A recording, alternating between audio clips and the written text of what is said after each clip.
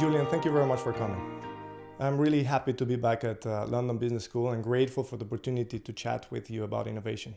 You've written 15 books and more than 90 articles for top-tier management journals, and you're a keynote speaker and provide advice to large organizations on management, strategy, entrepreneurship, leadership, and innovation. Why do you think that companies are so obsessed about innovation, especially well-established industry incumbents? So the imperative to innovate among established companies is quite straightforward, which is that we live in a hyper-competitive world where there are new companies emerging all the time trying to steal market share away from established leaders. And in many industries, regulatory barriers help incumbents, but of course you can't rely on those regulatory barriers to exist forever. So it doesn't matter how established you are, it doesn't matter how long you've been around, the need to continually reinvent what it is that you're offering as a way of staying ahead of traditional competitors and, shall we say, forestalling the march of new competitors is huge. And I think that's just an ever-present challenge. In our recent innovation study, we have reached out to senior leaders in over 1,000 large organizations. And we have found that innovation is getting more complex and also more widespread. Widespread in terms of the type of innovation. Companies are moving beyond incremental innovation. And widespread in terms of the focus or the scope of the innovation. More companies are innovating across their entire business portfolio. However, we found that innovation investment allocation is not done in a strategic way.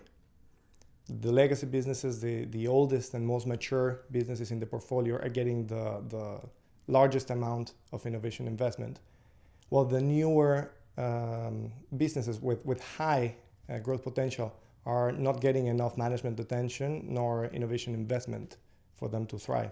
So I wanted to ask you, do you think that companies need to be more balanced in the way they allocate innovation investments? So I think that innovation investment naturally, as you say, flows to the things which are already established because, of course, the big power brokers in most organizations, the ones who are sitting on top of the big cash flow generating operations. But that is not the right way to do it because, to draw the analogy out to the world of venture capital in terms of where the huge wealth is being created in the world, when you look at how venture capital companies and private equity houses make their bets, they are looking for those investments which have the potential for a huge upside return. And they are quite comfortable with the idea that if they make 10 investments, they will actually lose money on a few of them, as long as one or two of them make a sort of a 10x, a tenfold increase. Now, as an established company, you can't completely replicate what the private equity and venture capital companies are doing, but you can absolutely learn something from them. And the way I like to think of it is as follows. If you've got 3 layers of innovation, incremental innovation, just doing slight improvements in products and services, new products or sustaining innovations, which essentially are helping you to grow by creating products and services adjacent to your existing offerings. And then the top level is what we might call game-changing innovations, or sometimes what are called blue ocean strategies, completely new offerings. If you look at those 3 levels, quite clearly the amount of money going to the lower levels should be most. But you've got to find a way of deliberately putting some dedicated money into those high-level game-changing innovation opportunities. Otherwise, they will never happen, because by definition, the returns on those investments are going to be 3 to 5 to 10 years out. There's sometimes what's called Horizon 3 business opportunities. And so you need to give them special attention. You can't expect someone running an existing business unit to invest in something where the returns are coming 5 years down the road. They're not going to be around 5 years from now.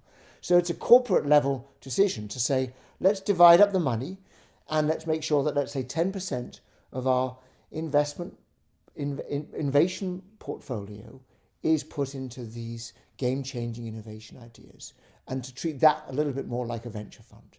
Now, of course, that's going to take time. Of course, it's going to take a certain amount of risk. But you've got to do that if you're going to compete with the big VC firms, which are kind of snapping at your heels. When we started this study, we asked ourselves, how can companies better allocate their innovation investments to drive higher financial performance.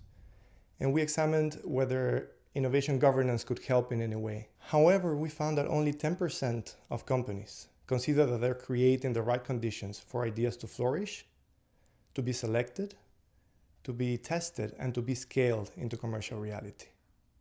But when we asked those same companies what their plans or expectations were for the next 5 years, 80% of them said that in order to achieve their growth ambitions, they would need to govern innovation extensively. So my question is, do you see large portfolio companies governing innovation in a more extensive way in the next 5 years?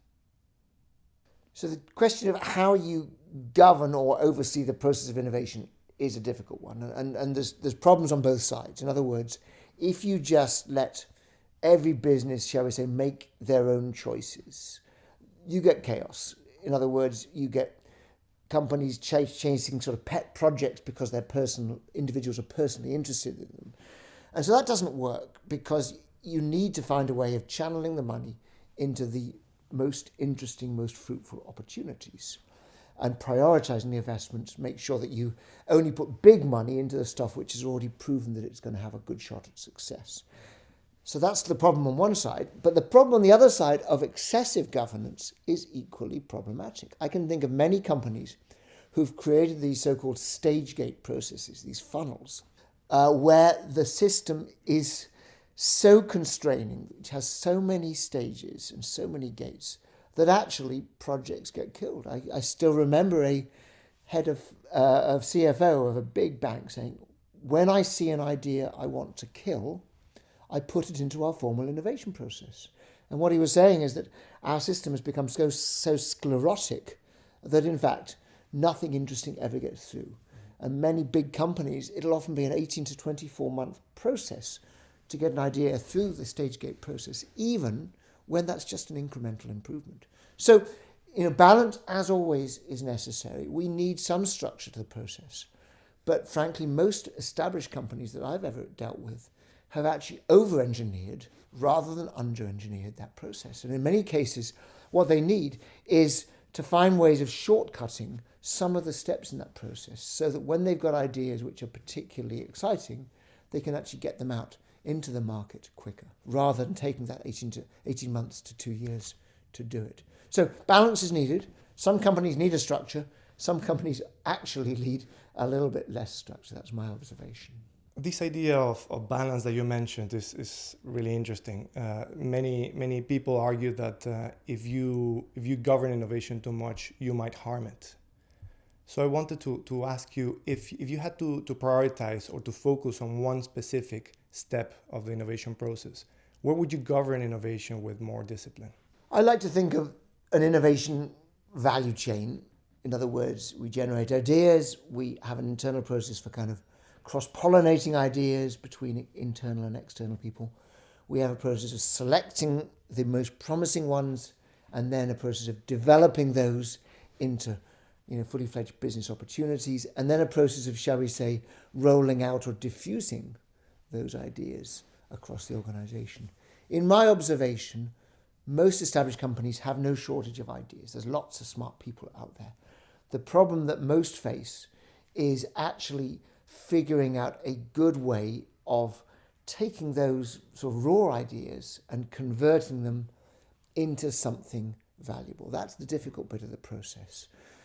I would say some companies also struggle at the far end, particularly big multinational companies. It's not particularly services companies, actually professional services companies, where they will actually come up with new successful products in one country, and they will fail to, shall we say, roll those out across other countries.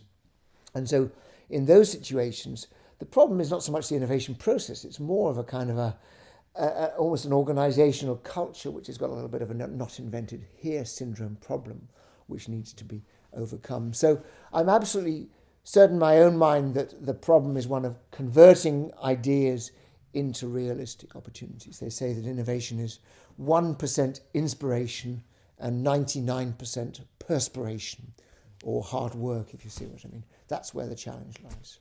And finally, what do you think will be the next big innovation to transform the world of higher education or tertiary education?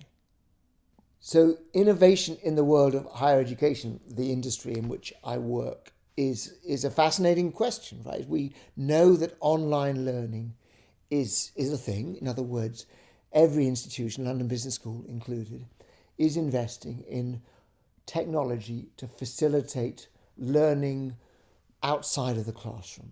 And that's happening, and it's happening all over the place.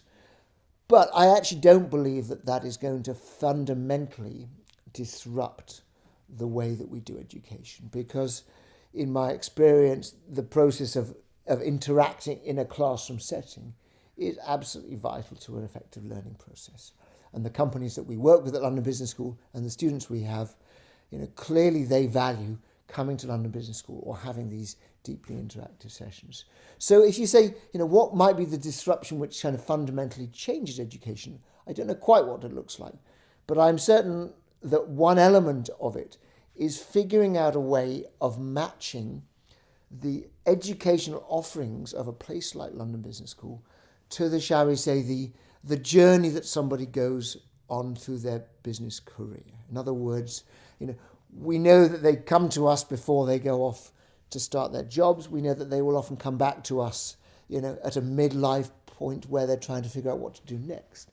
The challenge is figuring out the way to, shall we say, make learning available on demand at the right stage in the journey.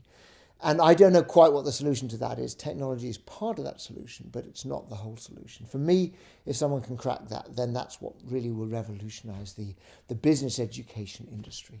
Julian, thank you very much for your input.